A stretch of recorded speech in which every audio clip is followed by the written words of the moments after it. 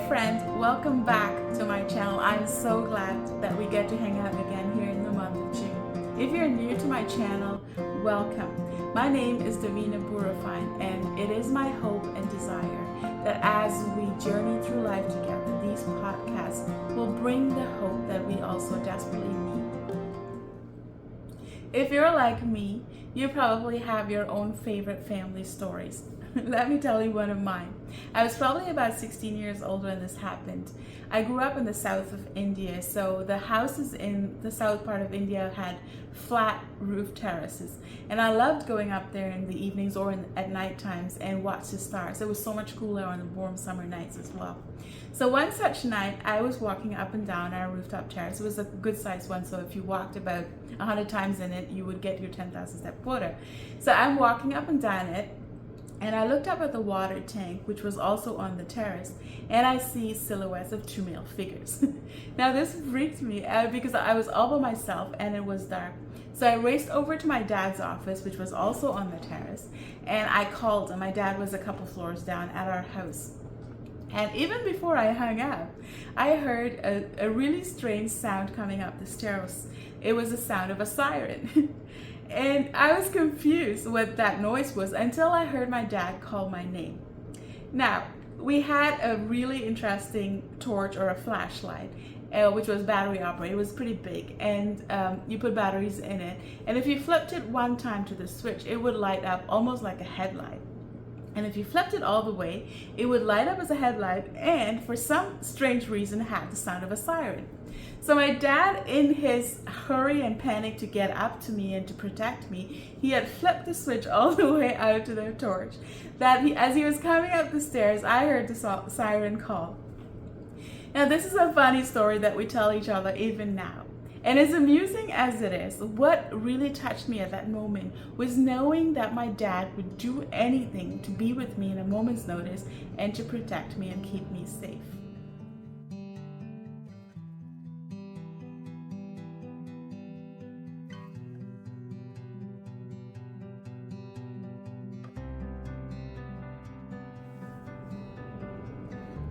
I'm very aware that today being Father's Day, that a lot of us have mixed feelings about the relationships we have with our dads. For some of us who've had amazing dads, the concept of God being a father who loves us is an inviting one. But for some of us who have twisted, painful relationships with our dads, the very thought of it is quite unnerving. Today I want to tell you a story that a son said about the kind of dad that his dad is. And the story is found in the book of Luke in chapter 15. And it starts like this. It says, "Now a man had two sons. And the younger son said to his dad, 'Dad, give me my portion of the inheritance.'" And right from the get-go, the story starts with a knife twist into the father's heart. Because in this cultural context, if a son would ask for the inheritance that is due to him, he was saying in essence, "Dad, I think you're dead to me and I want to have nothing to do with you, so give me my portion." The dad generously gives the portion that is due to his younger son and gives him the choice to make with what he wants to do with that inheritance. And the story goes on to say that the son takes that portion of inheritance and takes off to a far-off country. And he blows through all of it through reckless living, doing things, whatever he wanted. Again, this story is so much a cultural context is required to understand the depth of the significance of the story. Because if a son was given anything from his dad, whether when the dad was alive or dead, he would do everything that would be pleasing to his dad, to honor the memory of his dad if his dad was dead, or to honor his dad if his dad was alive. But the son takes a portion of inheritance, goes and recklessly blows through all of the money and the inheritance he has.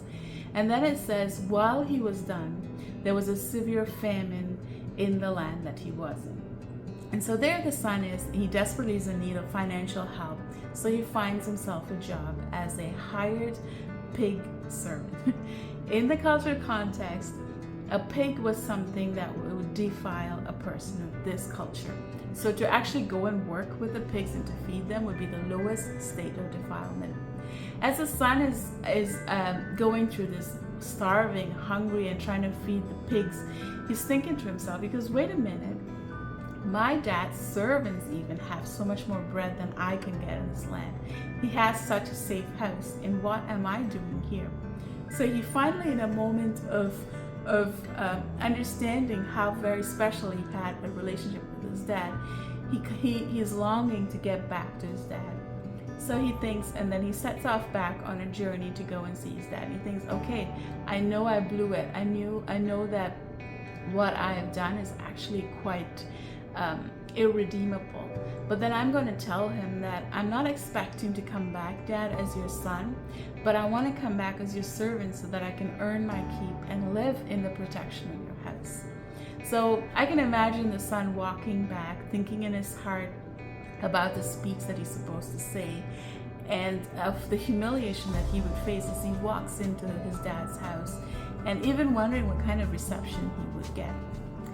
And this part of the story always gets me when I read it. It says, while the son was a long way off, the father sees him and runs to him and embraces and kisses him. I'm thinking that if the father was able to see the son a long way off, it meant that he had been watching for him for days, expecting, longing, and hoping that his son would come back.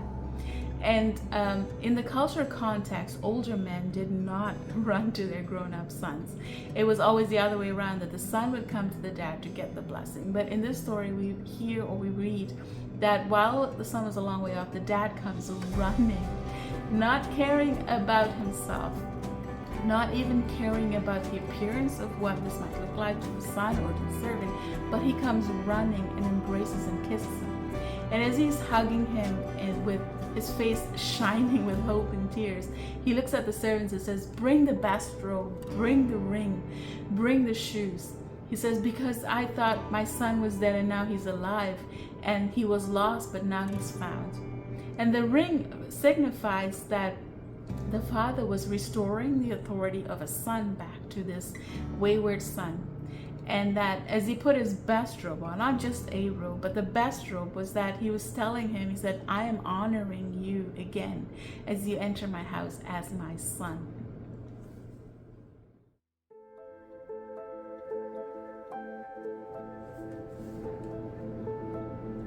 I am speechless at the kind of reception that the dad gives this young, wayward, unwise son. That instead of telling him, yeah, you blew it, I think you should earn your way back, and I think you should be a hired hand first so that you can understand how much you hurt and dishonored me, the dad didn't even give it a thought. He says while he was a long way off, he comes running to him, hugs him, and restores him back into the relationship that he had earlier.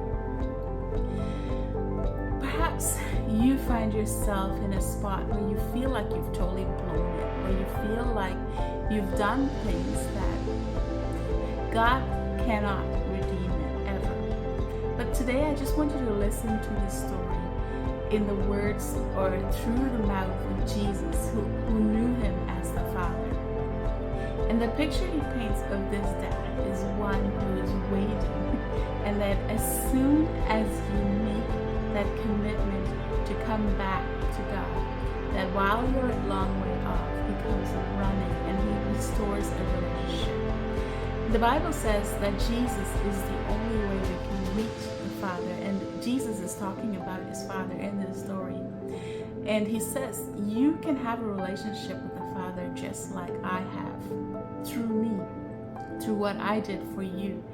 And I want to encourage you, friend, that if you are in that position where you know you've blown it and you feel like there is no way back, I want you to have a conversation with Jesus about it. That you want to have a relationship with God the Father, and that you want to have a restoration of the rightful position of you as a child of God. And so I want to encourage you to talk to Jesus about it. Read the story in Luke chapter 15 for yourself to see how amazing the heart of God is towards you as his child. And my desire is that you would come to understand that there is absolutely no pit that is too deep for him to reach into. There is no distance that he wouldn't cover just so you will come to understand the love that He has for you. So my friends, I hope that story encouraged you. Subscribe to this channel if you want to continue hearing content like this every month, and like it and leave your comments below. I would love to hear from you about your own journey to understand God the Father. And until next time, have an awesome day every day. And remember, you are seen by God, and He loves you unconditionally, eternally, and extravagantly.